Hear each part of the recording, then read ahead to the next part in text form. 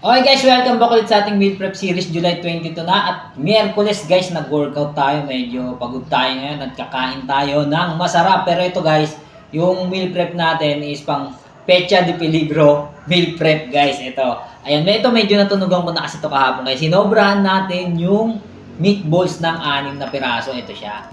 Ayan, puro carrots yan guys. Oh.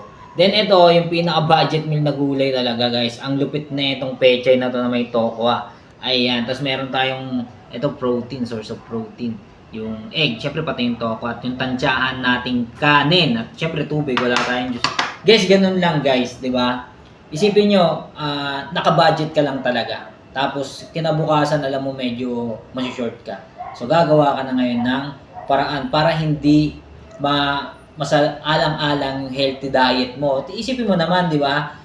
Budget tight yung budget, ano lang talaga siya, saktuan lang, pero kita niyo naman yung nutrition, hindi tinipid, di ba? Ganun siya. Kaysa naman mag-end up ako sa mga instant noodles, tawag dito, dilata, processed food, di ba? Mura na, unhealthy pa. Yun.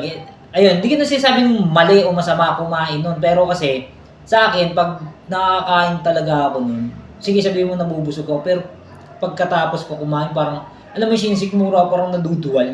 Tapos, kinabukasan guys, ang hina ko nun guys, wala akong energy, ganun talaga. Ganun, ewan ko kung nasanay lang ako. Sa akin ha, ganun, ewan ko sa inyo kasi talaga kahit magbukas ako ng dilata, kumain ako nung ubusin ko yun.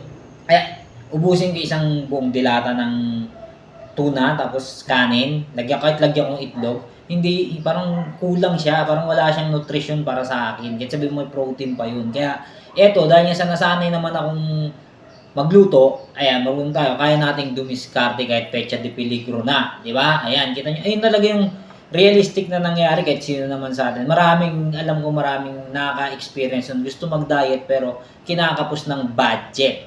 So, ayan, kaya meron tayong paraan kahit papaano. Sana meron kayo napulot dito kahit konting,